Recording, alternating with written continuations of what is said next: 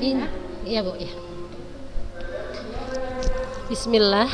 Assalamualaikum warahmatullahi wabarakatuh. Alhamdulillah wassalatu wassalamu ala rasulillahi amma ba'du. Puji dan syukur kita ucapkan kepada Allah Subhanahu wa taala atas segala nikmat-nikmat yang selalu kita terima. Selawat dan salam kita ucapkan kepada Nabi kita Muhammad sallallahu alaihi wasallam. Apa kabar anak-anak ustazah? Sehat ya, insyaallah sehat dan siap untuk memulai pelajaran prakarya kita di hari ini. Nah, anak-anak ustazah tetap semangat ya, tetap semangat dalam belajar. Nah, ingat ya, kelas 12. Jadi jangan lalai-lalai. Seriuslah dalam belajar, seriuslah dalam mengerjakan tugas-tugas. Usahakan, niatkan di dalam hati, tepat waktu, disiplin ya anak-anak ustazah. Nah, baik, kita kembali ke materi kita. Kita masih di bab 3 yaitu kegiatan wirausaha budidaya unggas petelur. Nah, anak-anak ustazah, kita sudah masuk ke B yang kemarin ya. Kita sudah masuk ke B, ke perencanaan dan kegiatan budidaya unggas petelur. Nah, di dalam perencanaan itu apa saja yang harus kita perhatikan? Nah, ada yang namanya sarana dan peralatan budidaya unggas. Nah, di dalam sarananya itu termasuk kandang. Kandang yang bagaimana? Yang cocok untuk unggas petelur, yang bisa menghasilkan hasil yang maksimal dan optimal. Nah, kita sudah pelajarinya. Nah, setelah itu, setelah kandang, peralatan kandang. Apa saja yang ada di dalam kandang? Apa saja yang menjadi peralatan kandang? Setelah itu bibit yang bagaimana yang bisa kita pakai menjadi bibit untuk unggas petelur kita. Nah, kita sudah mempelajarinya. Terus pemanas kandang. Nah, kenapa pemanas kandang ini dipakai? Nah, kita juga sudah mempelajarinya. Nah, pakan yang bagaimana? Apakah setiap unggas petelur itu pakannya sama dari dia kecil sampai unggas yang sudah mulai bertelur? Kita juga sudah membahasnya. Nah, setelah itu anak-anak ustazah, obat-obatan, vitamin dan hormon pertumbuhannya ya. Nah, untuk obat-obatan, vitamin dan hormon pertumbuhannya anak-anak ustazah, nah diperlukan jika unggas itu sakit. Nah, ya kan? Nah, obat-obatan harus diberikan, namun harus sesuai dengan penyakit yang diderita oleh unggas tersebut. Ya kan? Nah, obat juga kita berikan sesuai dosis ya, jumlah dan serta waktu yang tepat. Jadi tidak sembarangan ya anak-anak ustazah, semuanya memang sudah ada aturannya. Nah, sementara vitamin di sini, vitamin berfungsi untuk membantu pertumbuhan ya, menjaga kesehatan unggas ya.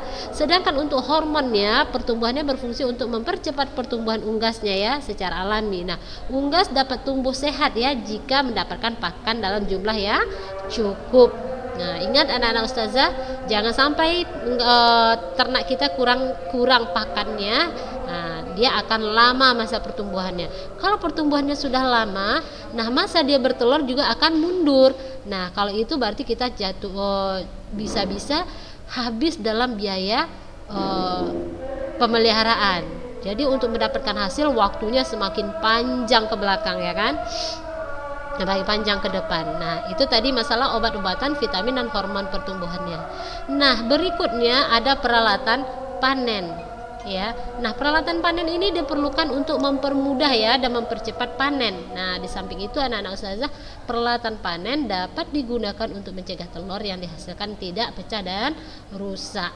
Nah, peralatan ini bisa berupa wadah ya, bisa berupa ember, baskom atau keranjang yang bisa mengumpulkan telur-telur yang sudah kita panen. Nah, itu tadi. Paham ya anak-anak ustazah? Selanjutnya kita masuk ke teknik budidaya unggas petelur. Teknik budidaya unggas petelur. Nah, sebagai contoh teknik budidaya unggas akan dipelajari budidaya ayam petelur ya. Di sini kita belajar tentang ayam petelur sebagai contoh ya anak-anak ustazah ya. Nah, kita mulai dari penyediaan kandang.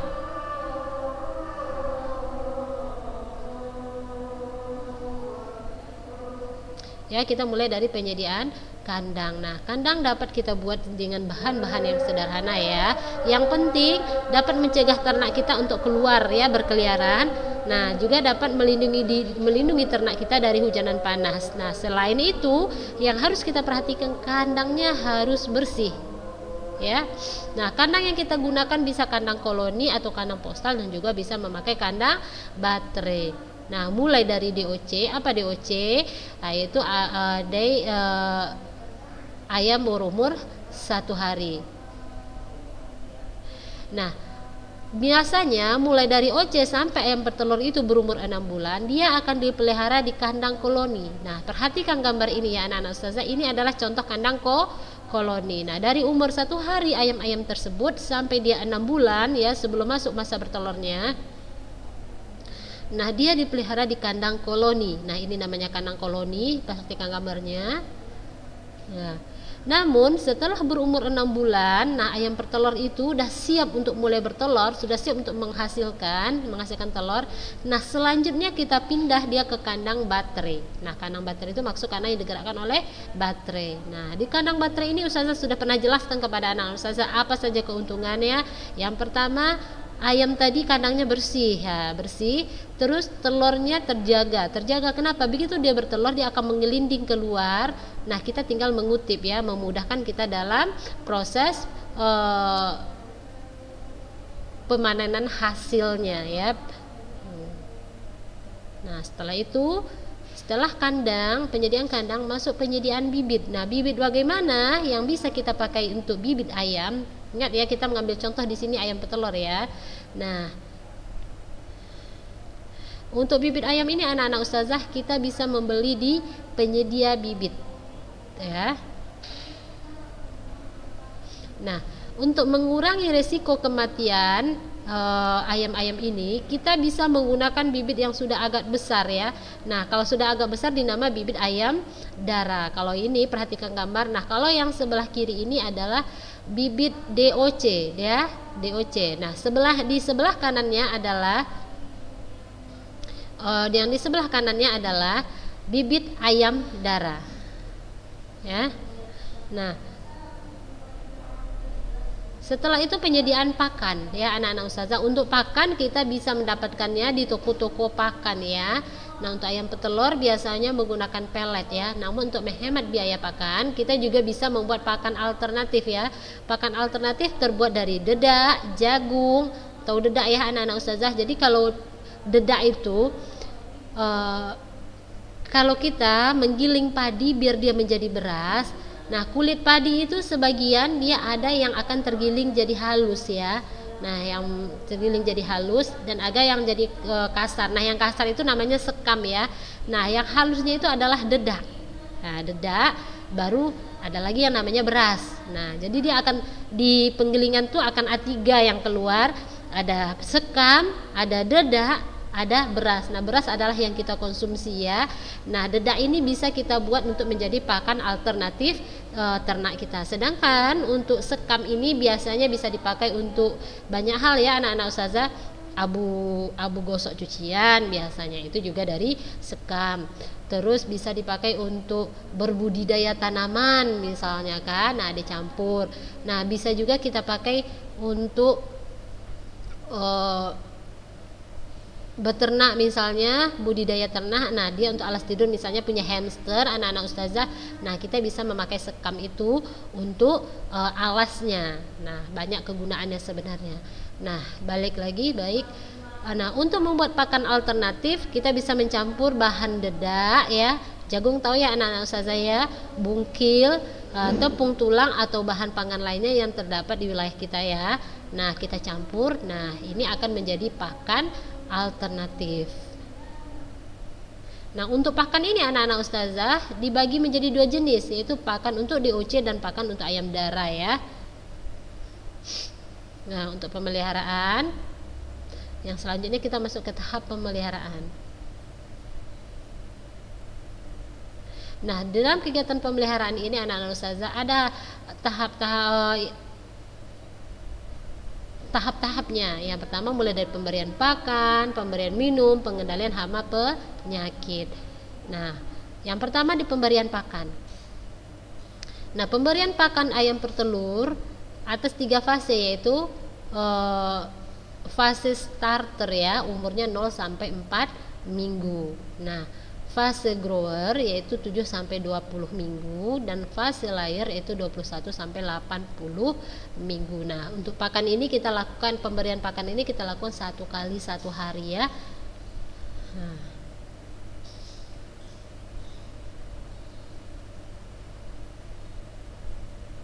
Nah, setelah itu masa panen ya anak-anak ustazah. Nah, kalau kita berternak unggas petelur, yang kita panen adalah telur. Nah, untuk panen telur ini dilakukan 3 kali dalam 1 hari ya. Nah, kenapa tidak kita tumpuk dia di kandang ya, yaitu menghindari kerusakan telur yang bisa disebabkan oleh virus dan bakteri atau rusaknya telur itu. Nah, pengambilan pertama bisa kita lakukan pagi hari, terus siang dan sore hari ya. Nah, pagi hari itu misalnya dari jam 10 sampai jam 11. Terus siang kita ambil lagi pukul 13 sampai pukul 14. Nah, terakhir di sore hari yaitu pukul 15 sampai 16. Nah, itu adalah jam-jam yang bisa kita pakai untuk mengambil hasil panennya. Nah, pasca panen anak-anak ustazah, nah, kita harus memikirkan kemasan bagaimana yang kita pakai untuk telur kita. Nah, ingat ya anak-anak ustazah ya, kemasan itu berpengaruh ya, sangat berpengaruh terhadap hasil produksi. Nah, orang akan tertarik dengan kemasan yang cantik, kokoh gitu kan, terus memberikan perlindungan terhadap isi di dalamnya.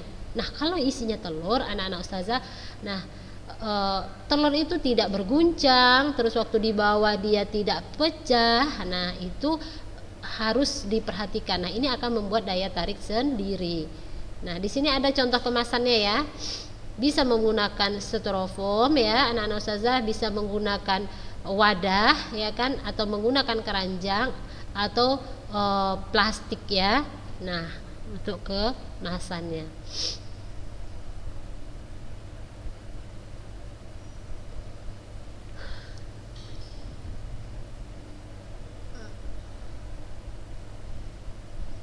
Nah, itu tadi sekilas ya perencanaannya.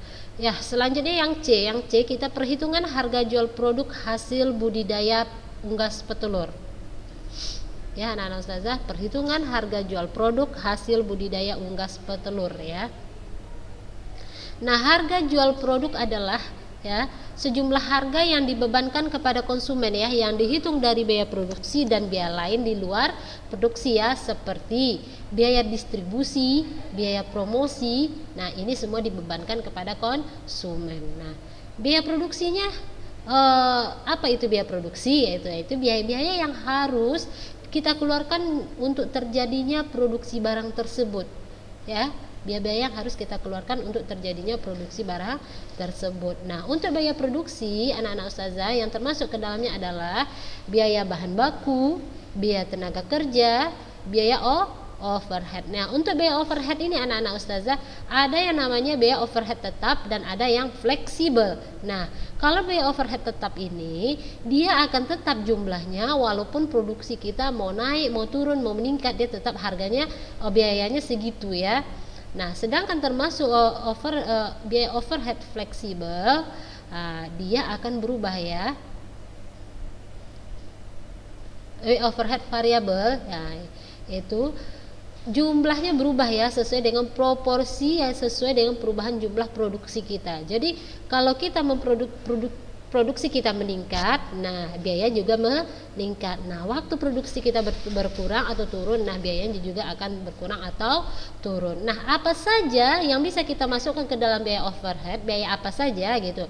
Nah, ada biaya listrik ya, nah bahan bakar minyaknya, dan biaya-biaya lain yang dikeluarkan untuk mendukung proses produksi itu. Nah, itu termasuk ke dalam biaya overhead.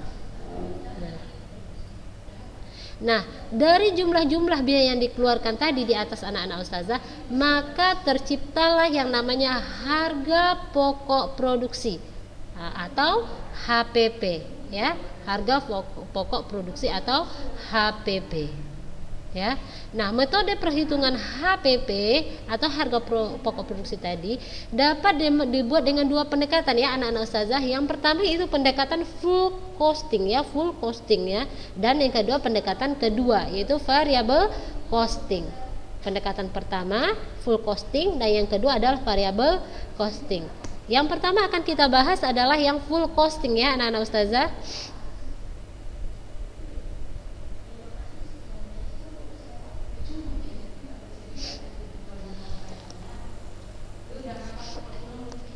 Nah, pendekatan full costing ini anak-anak ustazah dia memperhitungkan semua unsur biaya produksi. Nah, yaitu biaya bahan baku, biaya tenaga kerja produksi, dan biaya overhead tetap dan variabelnya. Nah, ditambah lagi dengan biaya non produksi. Nah, apa saja biaya non produksi? Biaya pemasaran, biaya administrasi, dan umum lainnya. Nah, itu biaya full costing.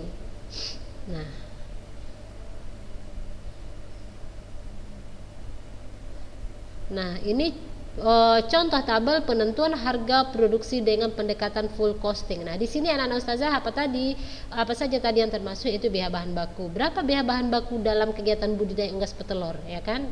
Nah, berapa tenaga produksi? Nah, untuk biaya bahan baku apa saja? Kemarin kita sudah bahas ya, biaya bahan baku bahan baku ini. Tunggu kita lihat.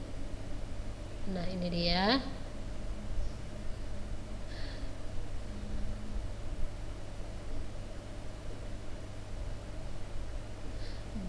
Nah, biaya bahan baku itu termasuk ke situ biaya bibit ya kan, biaya bibit, pembuatan kandang, nah itu termasuk ke bahan baku. Terus biaya tenaga produksi, nah tenaga yang mengurus budidaya ternak petelur kita tadi. Biaya overhead variabel, biaya overhead tetap, berapa? Nah, dapatlah HPP-nya berapa? Nah, gitu kan? Setelah penjumlahannya dapat HPP. Nah, ditambah lagi di situ ada biaya administrasi dan umum, biaya pemasaran, maka biaya non produksi. Jadi total HPP-nya berapa gitu. Nah, itu tadi penentuan harga produksi dengan pendekatan full costing. Nah, setelah itu variable costing. Nah, untuk pendekatan variable costing ini memisahkan perhitungan biaya produksinya ya, yang berlaku variabel dengan biaya tetap. Ya, biaya variabel terdiri atas biaya bahan baku, biaya tenaga kerja produksi, dan overhead variabel. Ya, ditambah dengan biaya pemasaran variabel dan biaya umum variabel. Nah, biaya tetap terdiri atas biaya overhead tetap, ya, biaya pemasaran tetap, biaya administrasi tetap, dan biaya umum tetap.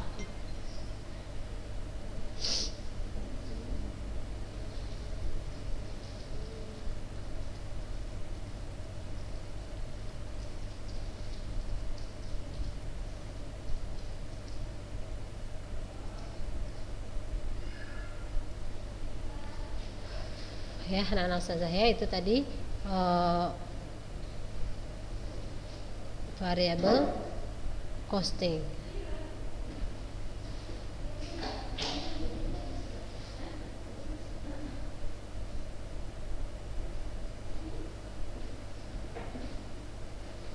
Baik.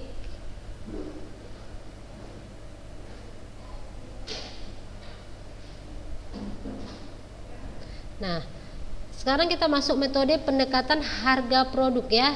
Harga produk secara teori ya dapat kita lakukan dengan 3 pendekatan sebenarnya anak-anak ustazah. Pertama, pendekatan permintaan dan penawaran ya, supply demand dan approach ya. Nah, dari tingkat permintaan dan penawaran yang ada ditentukan harga keseimbangannya ya, dengan cara mencari harga yang mampu dibayar konsumen ya dengan harga yang diterima produsen, sehingga terbentuk jumlah yang diminta sama dengan jumlah yang ditawarkan. Nah, penetapan harga produk kita ya. Setelah itu pendekatan biaya ya, pendekatan biaya atau cost oriented approach ya. Nah, menentukan harga dengan cara menghitung biaya yang dikeluarkan produsen ya, dengan tingkat keuntungan yang diinginkan, baik dengan markup, pricing, dan break even analysis. Ya. Terus pendekatan pasar atau market approach ya anak-anak ustazah, yaitu dengan merumuskan merumuskan harga untuk produk yang dipasarkan, yaitu dengan cara menghitung variabel-variabel yang mempengaruhi pasar ya, dengan harga seperti situasi dan kondisi politik, persaingan sosial dan budaya. Nah itu tadi metode penetapan harga produk ya sesuai teori yang kita bisa melakukan berdasarkan 3 pendekatan ini. Paham ya anak-anak ustazah? Nah selanjutnya anak-anak ustazah, kita masuk ke media produksi hasil budidaya unggas petelur kita. Nah promosi merupakan salah satu strategi pemasaran. Kita sudah membahas di bab-bab sebelumnya anak-anak ustazah ya. Jadi promosi ini sebenarnya merupakan ujung tombak dari suatu bisnis ya. Nah sebenarnya bisa dibilang merupakan ujung tombak dari suatu bisnis. Kenapa? Nah kita misalnya, ini semisalnya anak-anak ustazah sudah membuat produk sedemikian rupa misalnya, entah itu produk budidaya, entah produk rekayasa atau produk kerajinan, terserah, sudah membuat sedemikian rupa maksimal sesuai yang diinginkan pasar gitu kan, seperti apa yang diminati pasar, namun mentok di waktu promosi.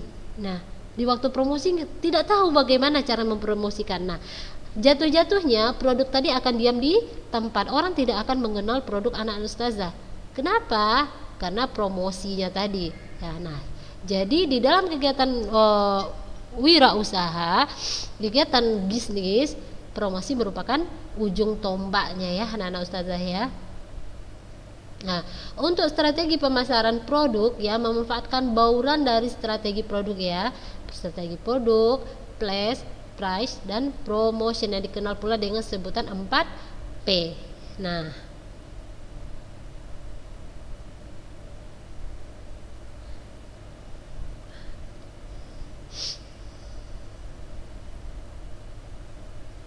Nah, tujuan promosi adalah yaitu untuk mengenalkan ya produk kita kepada calon pembeli. Nah, dan membuat bagaimana mereka membeli produk kita. Ya, itulah tujuan promosi. Setelah kita kenalkan, mereka tertarik dan akhirnya membeli kepada produk yang kita hasilkan. Nah, promosi yang tepat akan diikuti oleh 4 bentuk respon dari calon pembeli. Apa saja? Yang pertama perhatian ya dari calon pembeli ya. Yang pertama perhatian,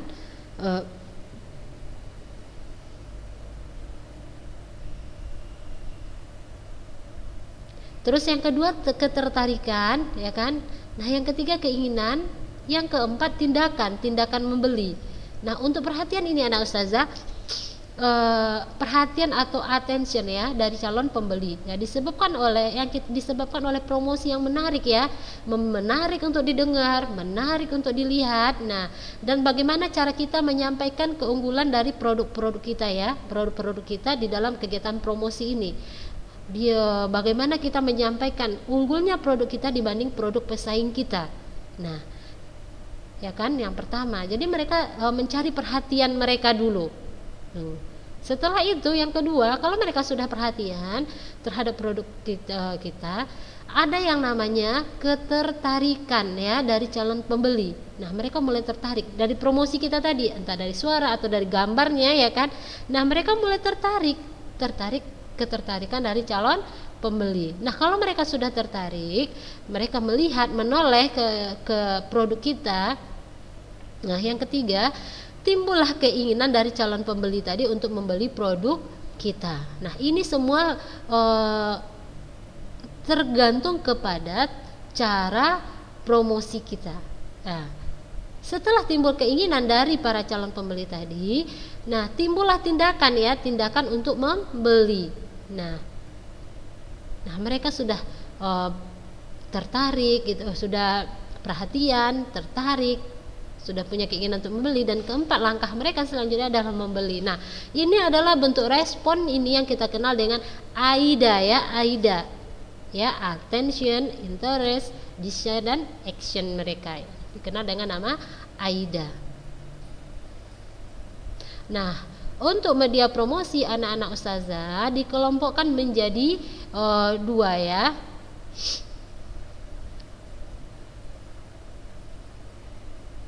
Yang pertama promosi yang kita lakukan melalui iklan ya, promosi langsung ya, bisa promosi yang kita lakukan melalui iklan ya, seperti media cetak, iklan radio, poster. Terus ada yang promosi yang kita lakukan melalui kegiatan promosinya, contoh misalnya mengadakan festival unggas petelur ya kan, atau demo memasak dengan menunjukkan kualitas unggas petelur kita dan hasilnya. Kita bisa melakukan promosi dengan dua hal tadi. Nah, apabila penjualan produk kita melalui sistem konsinyasi, masih ingat ya sistem konsinyasi ya, yaitu sistem dengan menitipkan produk kita di koperasi sekolah misalnya ya. Nah, maka media promosi yang dapat dipilih di sini adalah dengan meletakkan informasi tentang produk tersebut di koperasi ya, agar pengunjung koperasi dapat mengetahui apakah barang tersebut dijual di tempat tersebut ya. Nah, apabila produk dititipkan di salah satu toko yang berada di pasar, maka di pintu pasar sebaiknya kita pasang media promosi ya, yaitu untuk memberikan informasi kepada orang-orang atau kepada konsumen tentang keberadaan produk kita di pasar, di salah satu toko di pasar tersebut. Nah, promosi anak-anak ustazah, promosi di lokasi berjualan juga harus diperkuat ya. Diperkuat dengan cara apa? Yaitu dengan informasi yang kita sampaikan melalui media-media lain. Nah, ya. Nah, itu tadi media promosi. Ya. Setelah itu kita masuk ke penjualan sistem konsinyasi produk hasil budaya unggas petelur kita, ya. Sekali lagi ustazah mengingatkan apa itu sistem konsinyasi, yaitu penjualan dengan cara menitipkan produk kepada pihak lain untuk dijualkan dengan harga dan persyaratan sesuai dengan perjanjian antara pemilik produk dan penjualnya. Misalnya anti akan menitipkan produk anti di kantin sekolah. Nah, ada perjanjian antara anti dengan ibu kantinnya. Nah, harga dari anti berapa, nah ibu kantin akan menjual berapa. Nah, itu namanya sistem konsinyasi. Nah, perjanjian konsinyasi ini berisi mengenai hak dan kewajiban ya kedua belah pihak ya. Kita sudah pernah membahas ini ya anak-anak ustazah, ini sekedar merefresh ingatan ya. Nah, informasi yang harus ada di dalam perjanjian konsinyasi itu adalah nama pihak pemilik barang, siapa? Disebut konsinyor. Nah, nama pihak yang dititip barang disebut konsinyi. Nah, nama dan keterangan teknis barang yang dititipkan, ketentuan penjualan dan ketentuan komisi atau keuntungan yang akan diperoleh toko tersebut. Jadi semua hal-hal ini harus ada di dalam surat perjanjian konsinyasi. Jadi jelas ya, hitam di atas putihnya.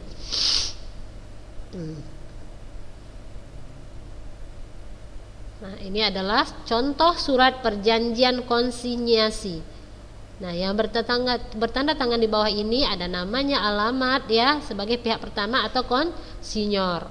Nah, terus ada nama, alamat, nomor telepon sebagai pihak kedua, itu adalah konsinyinya. Nah, untuk selanjutnya kita sebutkan butir-butirnya dalam surat perjanjian kita. Ini adalah contoh surat perjanjian konsinyasi.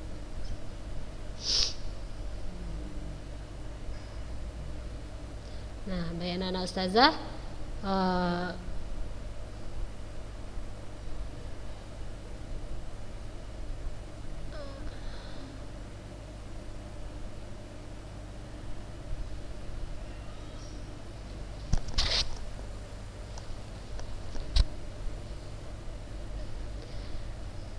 selesai kita di bab 3 ya, di kegiatan budidayanya.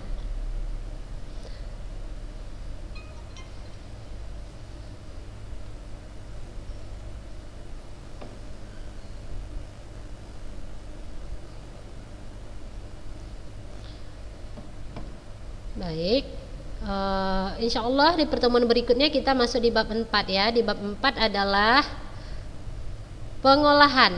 Nah, kita di sini akan belajar tentang wirausaha produk pengolahan makanan khas daerah yang dimodifikasi. Ya, jadi kita cukupkan pertemuan kita hari ini sampai di sini. Minggu depan insya Allah kita lanjutkan. Ya, nah kalau ada anak-anak ustazah yang kurang paham, silahkan bertanya ya. Silahkan bertanya, jangan diam nanti di waktu ujian bingung ya kan. Nah, silahkan bertanya. Nah, misalnya kalau memang ada waktu, terus adalah sarana dan prasarana, coba berusaha untuk membuat praktek, misalnya pengolahan apa tadi, budidaya tanaman pangan misalnya. Ada misalnya lahan anti, coba entah tanam coba satu pot gitu. Jadi kita tahu oh begini ternyata pertumbuhannya. Nah, baik, kita cukupkan hari ini sampai di sini. Barakallahu fikum. Assalamualaikum warahmatullahi wabarakatuh.